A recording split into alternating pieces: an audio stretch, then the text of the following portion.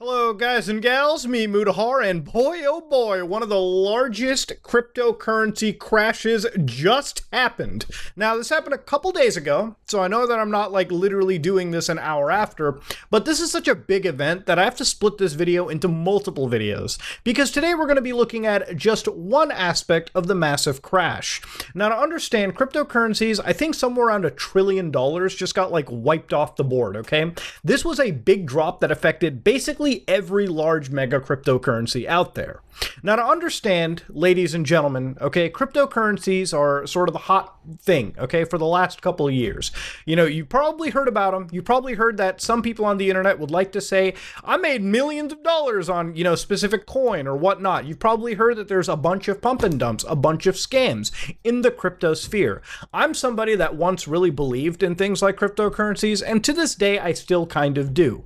But again, without things like regulations and, you know, proper, you know, education about the matter, a lot of people jump into it and lose a crap ton of money. But we're going to get to that all in a bit, because today's crash is brought to you by something known as Terra Coin.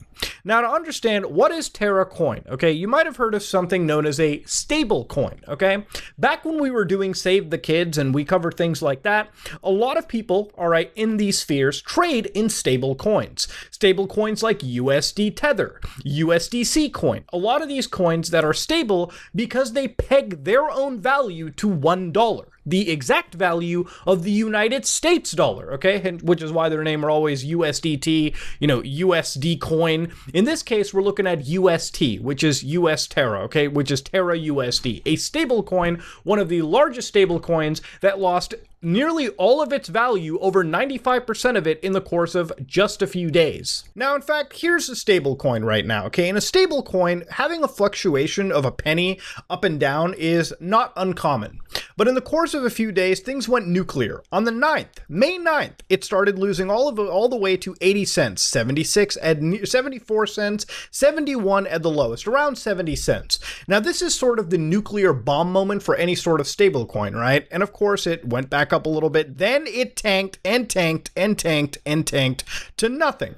In fact, the symbiotic coin that it is in correlation with, which is Luna coin, lost this much of its value in just a few days. It went from literally being at around $100, right, per coin, all the way down to less, to just 0.0000022, all right, cents of its actual value.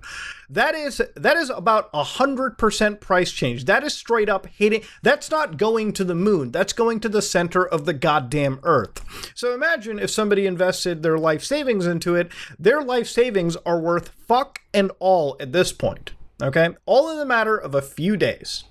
Now, TerraUSD, in this case, the reason why it fell, one of the reasons, is to understand what Terra is.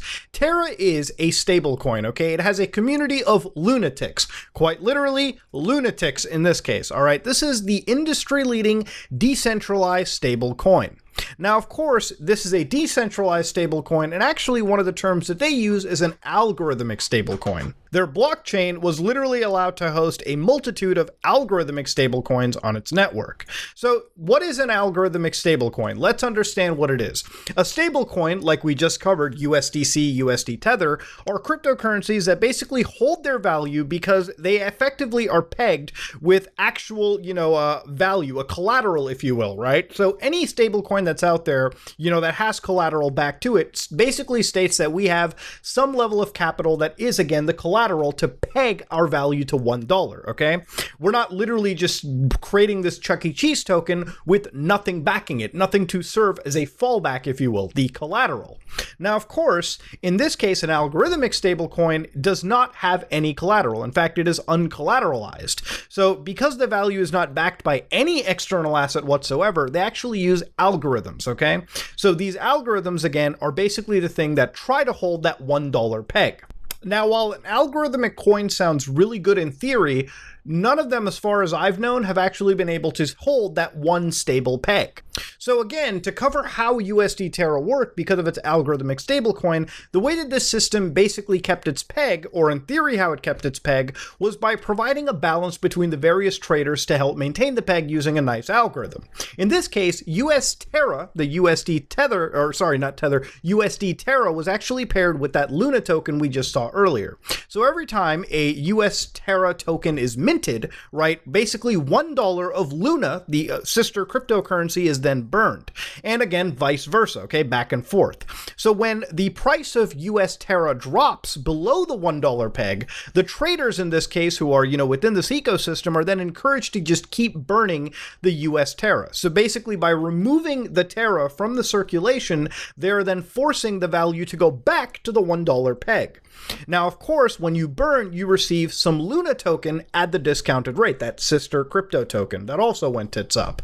Now, again, because less US Terra is then exchanging, wallets around, the price should stay near that $1 peg. Now, if the price of US Terra coin exceeds that $1 peg, then those traders who are in the system are then, basically told you should start burning the Luna token and then gaining $1 in US, Terra. So again, this careful balance helps maintain the value of the stablecoin to the $1 peg.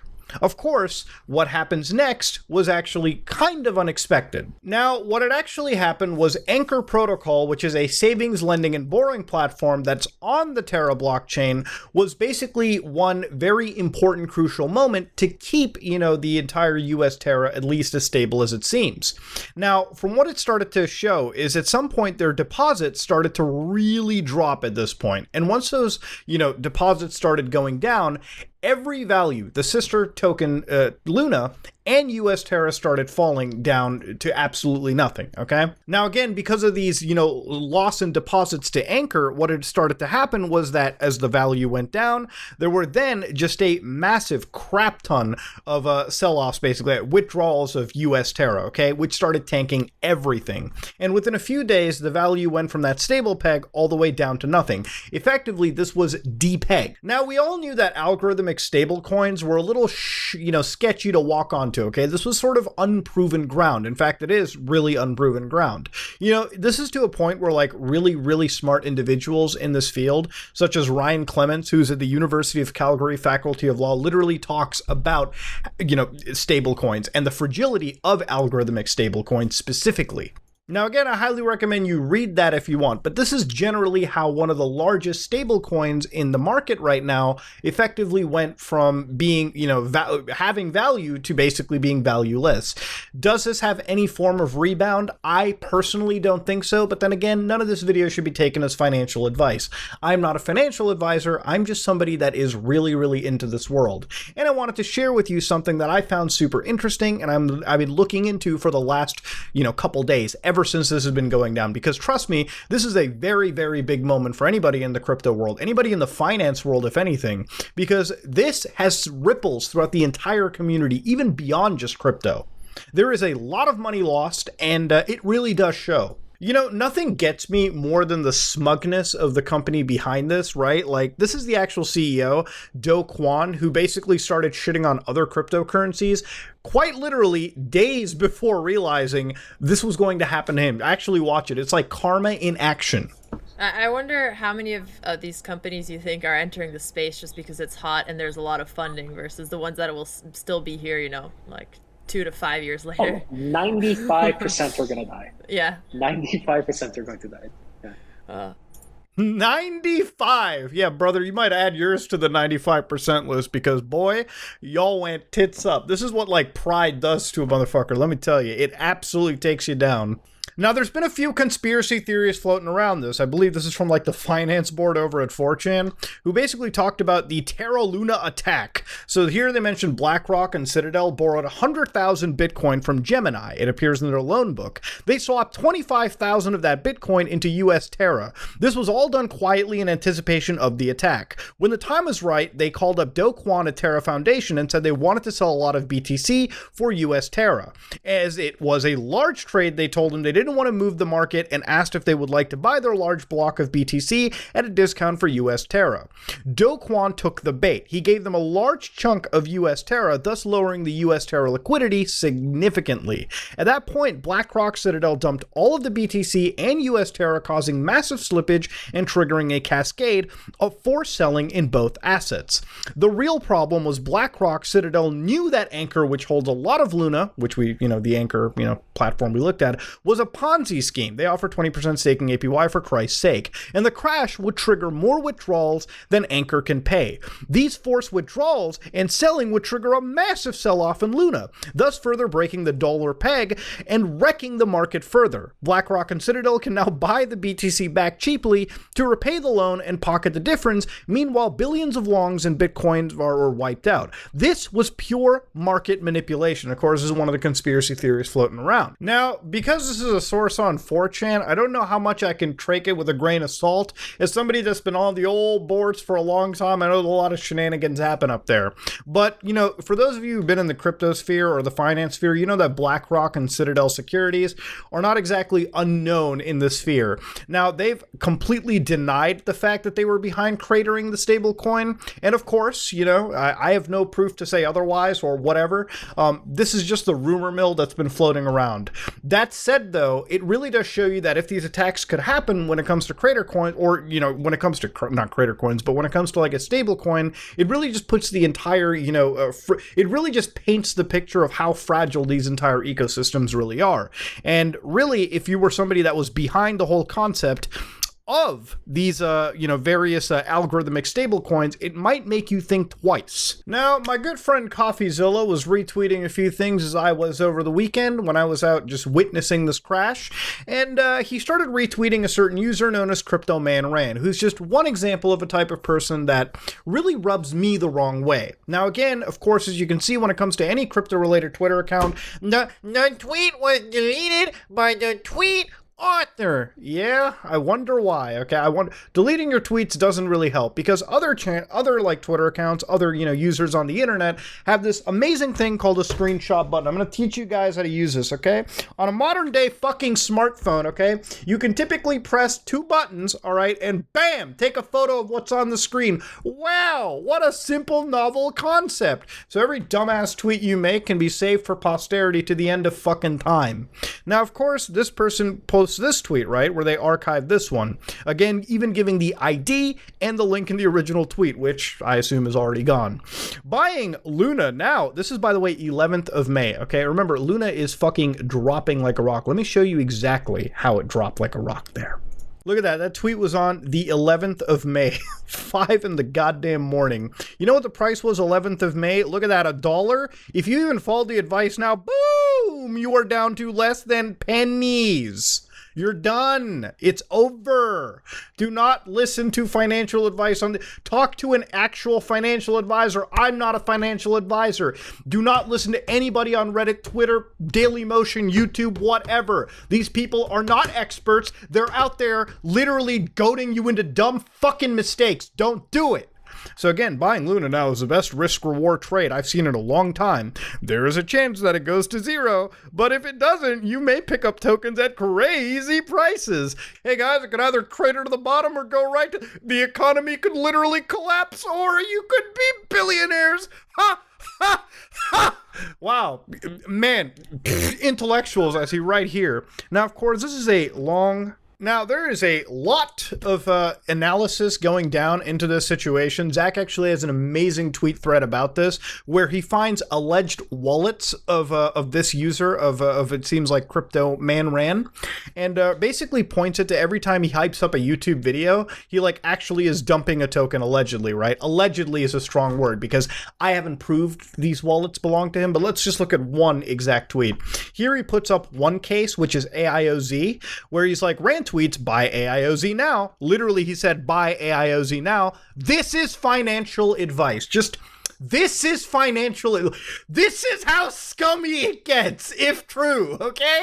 All right? Fucking, he puts this out. Crypto Banter proceeds to dump $20,000 worth of AIOZ less than 24 hours afterwards. CB also dumps $31.2 thousand worth of AIOZ less than 24 hours later. So here they even got like transactions of the entire thing where they swapped AIOZ for actual Ether, right? So they swapped the Ether for 20,000 USDC. It hurts. It really does hurt to witness, okay? It just constantly, it just hurts. It hurts to go down into it. Now again, ladies and gentlemen, if these wallets belong to this person, they should be investigated by the feds, okay? In fact, not just investigated. If it turns out that they actually did this, if these allegations turn out to be true, they should be serving fucking prison time, okay? Now, there's a whole slew of these crazy finance channels on the internet. Who knows which one is really invested into a project, which one isn't, who's just trying to get you to offload a bag, who's trying to use you as exit liquidity so they can just sell off a bag real quick, okay? Or try to pump up whatever investment they have. Who knows, all right? It's a completely unregulated, untapped market, and it's one that you cannot trust at all. You know, the markets that these people tie into, the markets that these people get into the most, are the ones that are the most financially destitute, okay? People who are like, how can I turn my $1,000 into $10,000 so I can pay for rent, so I can, pay for student loans, so I can buy fucking food? Those are the people that are obviously targeted the most in this entire situation. If you're rich, you don't need to invest in Chuck E. Cheese tokens, okay? You can buy fucking land. You can buy tangible assets that actually can go higher. You can hire financial advisors that do the hard work for you so you can just keep getting richer. The only people that these fintech YouTubers and influencers target the most are the ones that are the most fucking financially destitute. The ones that fall for the shit. The ones that look at the fancy house and the Lamborghini and think, wow, this guy's got it all. I'm going to follow this person's advice, and bam! That's the biggest mistake right there. What really burns me the most, okay? And again, I'm not blaming anybody out here, okay? Like Crypto Man ran, again, these were just allegations we ran into, but I told you these were like one of many types of people that rub me the wrong way personally. Again, these people could be completely legitimate. Who knows? Maybe Crypto Man ran could be 100% true and honest, and it is what it is. But I always have my doubts regarding anybody in this sphere. What burns me a lot is when you go to the Terra Luna Reddit, okay, which is currently filled with a lot of posts regarding attempted suicides. People are talking about it. They're literally posting the hotlines all over there. In fact, their entire stories, one of the highest posts right now is somebody who's sharing their story of attempted suicide. Now, the reason why I make these videos in particular, why I want to stop scams, why I want to stop influencers preying on their fans is these are the people that you are actually ruining. You might be like, I made a fucking bag, let me buy my Lamborghini and call it a day. These are the people that you burn down their ground. Every time a scam or Ponzi happens, somebody loses their money, okay? Now, here's the thing. If you're rich, you can afford to lose a few thousands, maybe millions of dollars, and it may not cause you any harm. But for somebody who put their entire life savings because they believed in somebody parasocially, yes, that's a lot of it. A lot of the fault lies on that person. They're not completely blameless.